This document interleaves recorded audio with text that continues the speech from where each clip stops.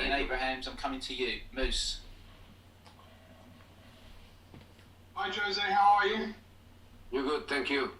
I'm enjoying you on social media. You need to follow me back though. Okay. Can I start by asking you what you think about having 5 substitutes? The EFL from tonight are going to have 5 substitutes available to players. What's your view on whether the Premier League should follow suit?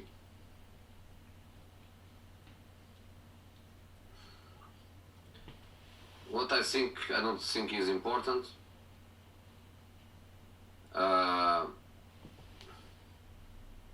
For a long time, that is a bit difficult to understand why we travel, we have squads, we travel with 20 players, 21 players, and then 2 or 3 of them, they have to stay out. So by the perspective of the leadership, by the perspective of being a coach of a group, I would say that we all, managers in every level and division, we would love to have more players involved, also for the question of being a leader of a group, of a squad. I think we would love to go in the direction of all the other countries where instead of 7 players on the bench, you can have 9 or 10, and that would be great for everybody. The number of substitutions, I understand different perspectives. I am okay with 3, I am okay with 5. In the majority of the times, I use 3. If I have the possibility to make 4 or 5, would be better. Yeah, would be better. But that doesn't mean that I would use the 4th or the 5th. Some clubs, they think the powerful squads, they have an advantage of 5 substitutions, but sometimes the powerful squads, they don't make even 2. They make only 1. So there is a space for different opinions. I am okay with any decision. At Spurs game tomorrow, you're going to honour Ray Clements, who sadly passed away last Sunday. How important, Jose, is it that Spurs and all clubs do honour their great players of the past, and as a club, obviously, support charities like prostate cancer and dementia and all other charities as well? To be honest, and I work in 4 different countries, maybe you don't believe, but I would say that England is the country that is above everybody else on that. Is enough what we do in England? I'm not going in that direction, but it's better than any other country, that I can promise you. Of course, the legends, the former players, you have always to take care of them. They are patrimony of the club. They are patrimony of the supporters, of legacy. So a person like Ray Clements, as an example, is the one that we honor now. I believe that every club he played for, of course, national team, also supporters of other clubs, they recognize the quality of the goalkeeper, the quality of the human being, and we all feel sorry, and we will be all happy and emotional to honor him tomorrow. Finally from me, finally from me, you were top briefly a couple of weeks ago after your win at West Brom. Is this game against Man City going to show how close you are to title contenders? If you can beat them, it really puts down a marker for everybody. No. The result of the game will not change. Will not change anything. The only thing that will change, of course, is 3 points more or 3 points less, and being first, second, or third in the table, or being 4th, 5th, or 6th. But in terms of our journey, in terms of our ambition, our project, our process in place, is not going to change. Okay, if I can ask everyone for no more than one or two questions now, just to see if we can get through as many as possible. George Cummins, I'm coming to you next. George. Thanks, Simon. Hello, Jose. I was just wondering what your reaction is to Pep staying. Do you think that's because he's possibly going to get Lionel Messi at some point in the next 12 months? I have no idea.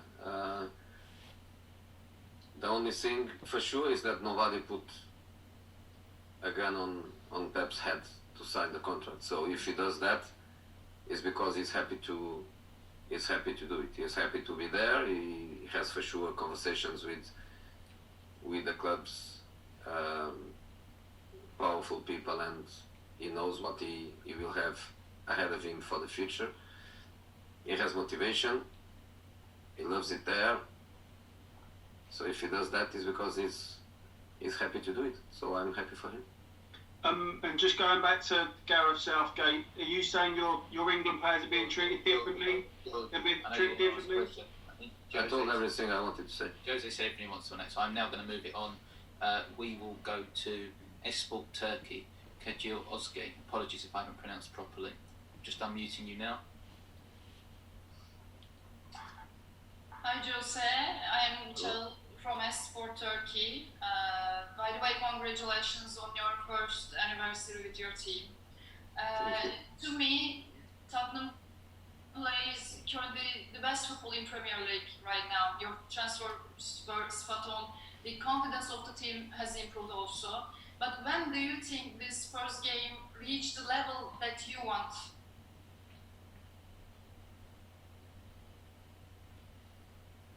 I think the clubs, they never reach what we want. We coaches, we are always in the search of the impossible. We are always in the search of the perfection. And in my case, we are far from perfection. For example, our opponent tomorrow, they are winning the Premier League, or almost winning the Premier League, or fighting for the Premier League for more than 10 years, and probably they didn't reach the perfection. Probably they want more. In our case, we are just in the beginning of a journey, 1 year, and a special year, not even a year where you follow the same normality of number of training sessions, calendar, fixtures. Everything is so strange that I even find difficult to believe that is 1 year. We are in the beginning of that journey. Liverpool took, I believe, 5 years to make it happen. City is on it for 10 years. Chelsea for 20. We are just in the beginning of that journey. So we are far from perfection. We are far from me being happy. We are not a perfect team. We are a better team than we were. We have, especially at this mentality level, this situation of we go to every match always positive, always thinking that we can win that match, but we have a long way to go. So thank you for your words. I agree with you. We are playing much better than we did last season, but we have a long way to go. Thank you, Jose. Good luck for tomorrow. Thank you. Okay, we're going to go to Chris Wise. Chris, I'm just unmuting you now. Chris. Hello, Jose. Can you hear me? I can. Jose, reflecting on your year in charge, which is today, what has been for you the most positive and also the most disappointing aspect of the past 12 months? The most disappointing has to be the COVID consequences to football. To play in empty stadiums, to go to lockdown, to stop, don't know when the league starts again. You spend 2-3 months working on Zoom, working on tactical analyze, working on groups of 3 players. That is, of course, the most disappointing thing during this year. If you ask me, for example, if I could choose a gift to celebrate this year at Tottenham, I would say arrive tomorrow in the stadium and full stadium. Of course, that's impossible, but the consequences of COVID in society, of course, much more important than in football. But in football, in my job during this year, is a year that affects everybody directly. So this is the negative point of it. The positive, I would prefer to say, to be more general and not to focus on one moment, to focus just on the evolution of the team. My team today is a better team than months ago. So that's the positive thing of it. Frank Lampard, someone obviously you know really well, described management this week as all-consuming, dealing with 50 problems a day. Is that how you see it as well? I understand what Frank is trying to say. It's a very complex job. I wouldn't say problems, because if you feel it as problem, then you get tired of it and sooner or later you run away from it. I wouldn't see it as problems. I would see as part of a job that is very, very difficult. And in that aspect, I think he's totally right. It's a very complex problem. It's a very complex job. But you have to embrace, and you have to try to make it work. I could come here today and be crying about players in the national team traveling, Aurier playing in Madagascar, Davison, I didn't even see him. I will see him today for the first time, and tomorrow there is a game. I could go on that direction.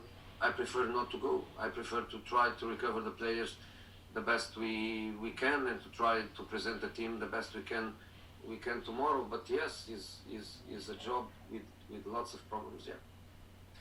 Okay, I'm conscious of time. We're going to go for two more, and just one question each, please. So I'm going to start with Charlie Eccleshare. Charlie, and then we will finish with Rob Guest. Charlie. Hi Jose, how you doing? Thank you.